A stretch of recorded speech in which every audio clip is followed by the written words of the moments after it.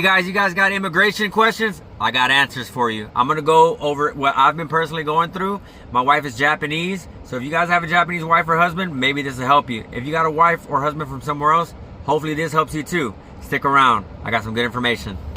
So guys, Friendly Dad GTV, appreciate you guys coming in. My last video, y'all saw what my family was about. My wife's in Japan, and so is my stepson. This video is about the process on how to get them over here and possibly you going over there. But we'll start with getting them over here. So my wife is from Japan. She's a Japanese national. We decided to get married in Japan and do the consular route process, which is the first process and the quote-unquote right process. I wasn't a fan of it, but my wife was, and you know what they say, happy wife, happy life. So I had to go that route. So what we did was we got married in Japan. Over there, the Japanese have one piece of paper. That one piece of paper is their birth certificate. It says where they were born, who they were married to, their divorces, all that. It's all on one piece of paper. Okay? So for my wife, she was previously married, so that was already there. She didn't need a divorce decree or nothing, and her son's information was also on that piece of paper. It gets updated, which I think is neat.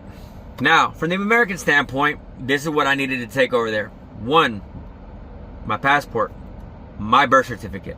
And this was the third thing, which I thought was a little absurd. I needed to write out a paper saying that I am single with my name and have it notarized. I brought all the important documents but that one, and I had to ship that paper. So we should have been married that day, but it ended up taking 2 weeks because I had to get that paper over there. And you could ChatGPT that really easy. If you were previously married, just put I was previously married. I need a format saying that I'm single and that I can be married. You get that printed out, get it notarized, take it to Japan. Y'all are married.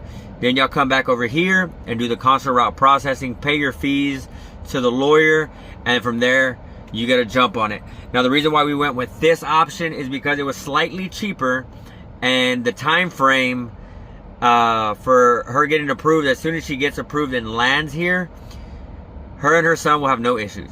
Going to school, easy. Getting their green cards, easy. And she can start working immediately.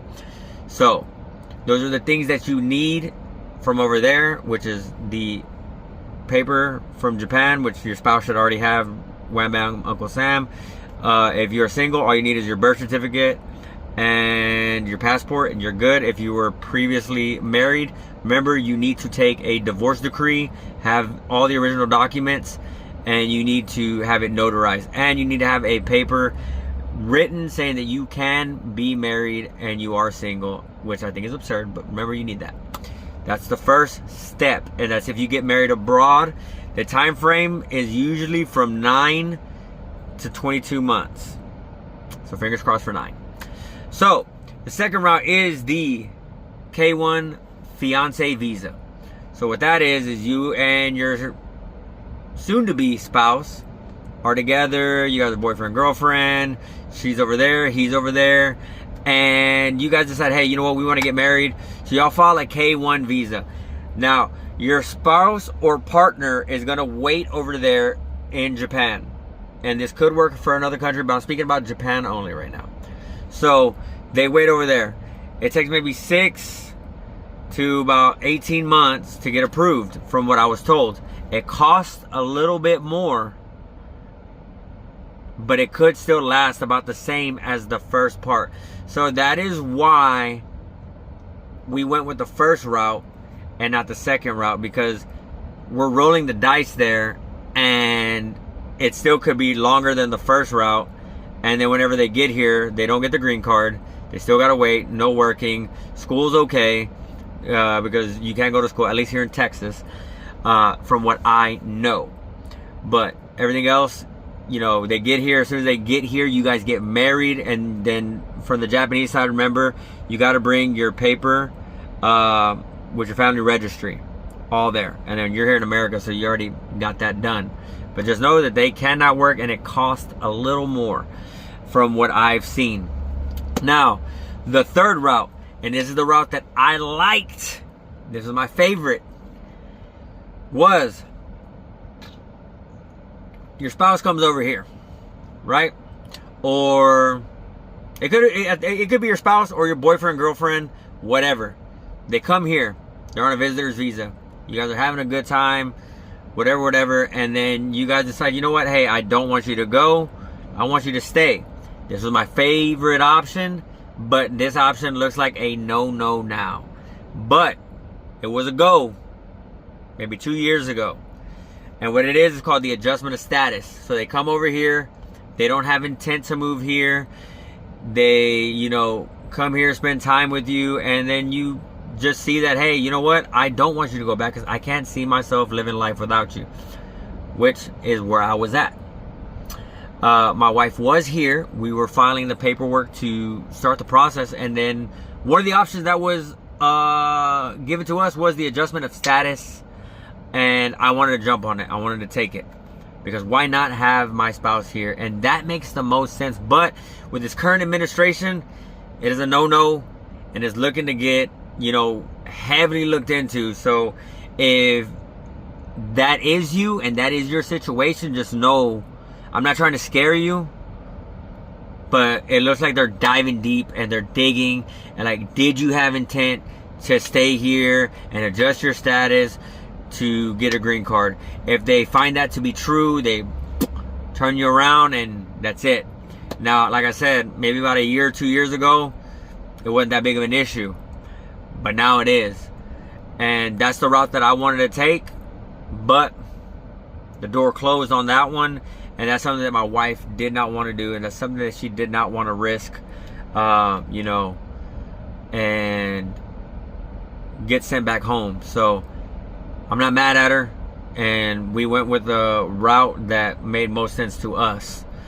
So also on that note, that one cost a lot of money up front.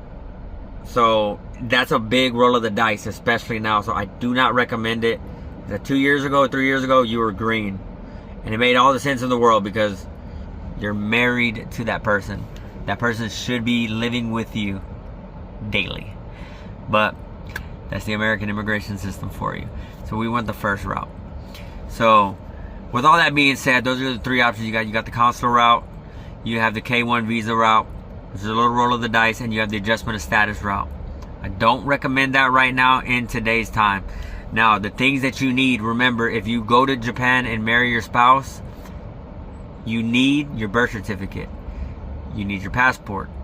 And if you were previously married, you need a divorce decree notarized. And on top of that, you need a form saying that you are single and that you are allowed to remarry. You can get that online on ChatGPT. Super easy. Make sure you get it notarized. You take it to Japan. That way they review it all and it will be done in a day. Now, if you have kids and they have kids, if they have kids, it's all right there on their family registry. Now, if you want to move to Japan, here it is, and you have a child, it's a little shaky. You have to make sure that either A, you have full custody, and that's the easiest route. B, you have the other person's consent and y'all have something worked out with somebody else. I.e., in this case, if I wanted to move to Japan, I would have to let my son's mom know, and I would have to get something notarized saying that it is okay for my son to live over there, and then your spouse in Japan will get a COE. Now, the beauty of Japan, it's done in 3 to 6 months, the way their process is. But if you have a child and are looking to move to Japan with a new spouse, you need to make sure that it is okay with your state and the other person who is the parent to your child. So you have to have that all worked out, and that could be tricky in its own. So the best way is if you have full custody, or if you have an agreement saying, hey, you know, the child will live with me for 1 year and then I'll send them back for a year, and then boom, boom, boom, until something's figured out. So I hope this video was informational to you guys. And if you guys have any questions, please feel free to comment. Make sure you like, share if you guys liked it, and also follow me as well. I'll be happy to answer any questions that you guys have, because I know I had a lot. So I'm making this video for those who are curious about either getting your spouse from Japan here, or if you go into Japan. So with that, thank y'all so much. Friendly Dad, I'm out.